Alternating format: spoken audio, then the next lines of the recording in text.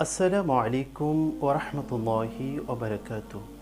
ইন্নাল হামদুলিল্লাহ ওয়াসসালাতু ওয়াসসালামু আলা রাসূলিল্লাহ আম্মা বা'দ। সম্মানিত দর্শক ও শ্রোতা মণ্ডলী, যে যেখান থেকে দেখছেন সকলকে জানাচ্ছি আন্তরিক প্রীতি এবং শুভেচ্ছা।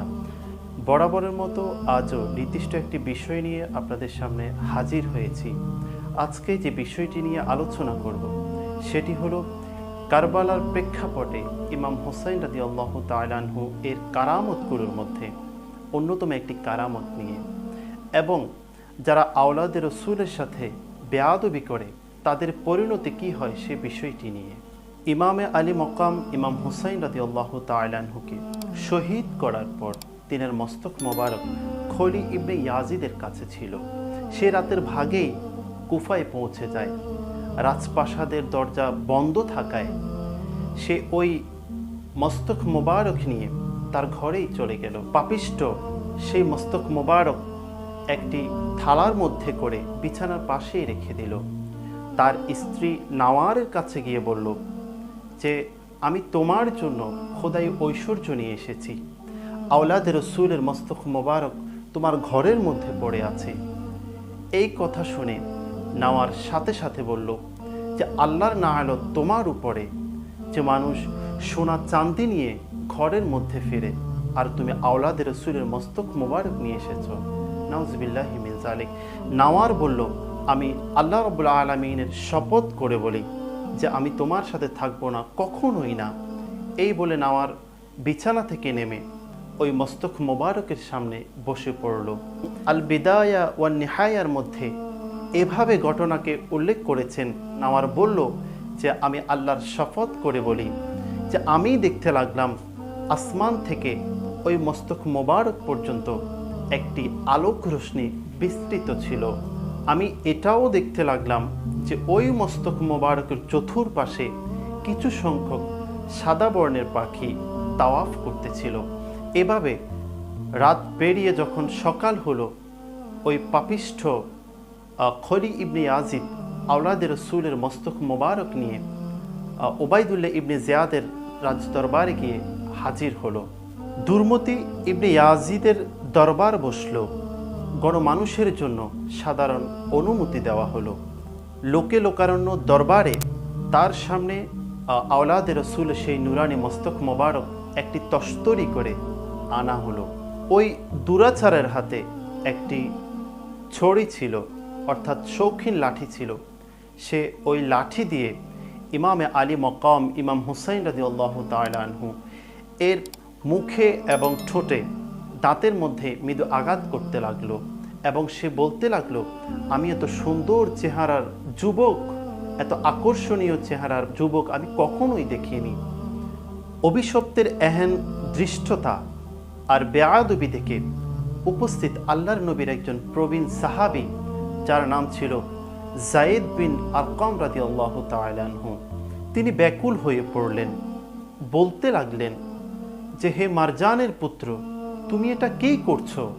যে আমি আল্লাহর শপথ করে বলি, আমি দেখেছি যে রাসূল পাক সাল্লাল্লাহু আলাইহি ওয়াসাল্লাম ইমাম হুসাইন রাদিয়াল্লাহু তাআলা আনহু এর ঠোঁটে এবং দাঁতের মধ্যে চুমু খেতেন, এবং তিনি হাউমাউ করে কাঁদতে লাগলেন। এই কথা বলার পর ওবায়দুল্লাহ ইবনে জিয়াদ বলল যে, খোদা তোমাকে সব সময় কান্নারত অবস্থায় রাখো। তুমি যদি বৃদ্ধ না হতে, তোমার বুদ্ধিশুদ্ধি যদি লোপ না পেত, তাহলে আমি তোমার গর্দান থেকে তোমার মাথা পৃথক করে ফেলতাম। নাউজুবিল্লাহি মিন যালিক। এই কথা শোনার সাথে সাথে আল্লাহর নবীর সেই সাহাবী বলতে লাগলেন, আমি এর চাইতেও উত্তেজিত হওয়ার মতো কথা আমি তোমাকে শোনাচ্ছি। তখন আল্লাহর নবীর সেই সাহাবী বলতে লাগলেন যে, আমি দেখেছি রাসূল পাক সাল্লাল্লাহু আলাইহি ওয়াসাল্লামের ডান জানুর উপরে ইমাম হাসান রাদিয়াল্লাহু তাআলা আনহু এবং বাম জানুর উপরে ইমাম হুসাইন রাদিয়াল্লাহু তাআলা আনহু বসা ছিলেন। তিনি উভয়ের মাথার উপরে হাত মোবারক রেখে বলেছিলেন, হে আল্লাহ, আমি আমার এই দুই নাতিকে তোমার মুমিন বান্দাদের কাছে আমানত হিসেবে সুপর্দ করলাম। অথচ তুমি রাসূল পাক সাল্লাল্লাহু আলাইহি ওয়াসাল্লামের সে আমানতের সাথে অশোভনীয় আচরণ করছো। এই কথা বলার পর আল্লাহর নবীর সাহাবী যায়েদ বিন আরকাম রাদিয়াল্লাহু তাআলা আনহু কুফাবাসীদের উদ্দেশ্য করে বলতে লাগলেন, হে কুফাবাসী, তোমরা শোনো, আল্লাহ রাব্বুল আলামিন তোমাদের উপরে কখনো সন্তুষ্ট হবেন না। তোমরা মারজানের পুত্রকে শাসনকর্তা বানিয়েছ এবং আওলাদ রাসূল সাল্লাল্লাহু আলাইহি ওয়াসাল্লামকে শহীদ করেছ, হত্যা করেছ। এখন সে তোমাদেরকে হত্যা করবে, অর্থাৎ তোমাদের মধ্যে যারা ভালো মানুষ আছে তাদেরকে সে হত্যা করবে এবং যারা খারাপ মানুষ আছে তাদেরকে ছেড়ে দেবে। এই কথাগুলো বলে যায়েদ বিন আরকাম রাদিয়াল্লাহু তাআলা আনহু কাঁদতে কাঁদতে ওই সমাবেশ থেকে তিনি চলে গেলেন। ইমামে আলী মকাম ইমাম হুসাইন রাদিয়াল্লাহু তাআলা আনহু এর প্রশংসায় হযরত আনাস বিন মালিক রাদিয়াল্লাহু তাআলা আনহু বললেন, ইমামে হুসাইন রাদিয়াল্লাহু তাআলা আনহু এর নুরানি মস্তক মোবারক একটি তস্তরি করে ওবাইদুল্লাহ ইবনে জিয়াদের সামনে আনা হলো। ওবাইদুল্লাহ ইবনে জিয়াদের হাতে একটা ছড়ি ছিল, সে ইমামের মুখে এবং দাঁতের মধ্যে মৃদু আঘাত করলো এবং সে বলতে লাগলো যে আমি এমন নুরানি চেহারার মানুষ আর কখনোই দেখিনি।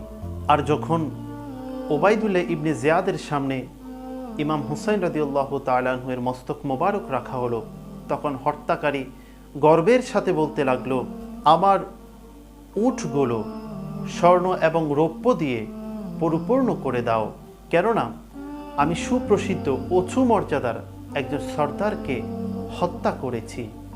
আমি এমন ব্যক্তিকে হত্যা করেছি যিনি বাবা মা বংশে লৌকিন্যে সবার চাইতে উঠতে ছিল। এই কথা শুনে ওবাইদুল্লাহ ইবনে জিয়াদ প্রচণ্ড রেগে গেল এবং বলতে লাগলো, সে যদি তোমার কাছে এতই মর্যাদাবান হয় তাহলে তুমি ফের তাকে কেন হত্যা করেছো? তারপর ওই ইবনে জিয়াদ বলতে লাগলো, আমি খোদার কসম করে বলি, আমার কাছে এর চাইতে বড় কোনো পুরস্কার তোমার জন্য হতে পারে না, তাই তোমাকেও তার কাছে পাঠিয়ে দিলাম। অতঃপর ইবনে জিয়াদ ওই হত্যাকারীর গর্দানকে উড়িয়ে দিলেন। আমরা এখান থেকে শিক্ষা নিতে পারি, যারা আওলাদ রাসূলের সাথে বেয়াদবি করে তারা কখনো ছাড় পায় না। তারা দুনিয়াতেও লাঞ্ছিত হয়, দুনিয়াতেও তাদের বিচার হয় এবং আখিরাতেও তাদের বিচার হবে। ওয়ামা তৌফিক ইল্লা বিল্লাহ। ওয়াসসালামু আলাইকুম ওয়া রাহমাতুল্লাহি ওয়া বারাকাতুহু।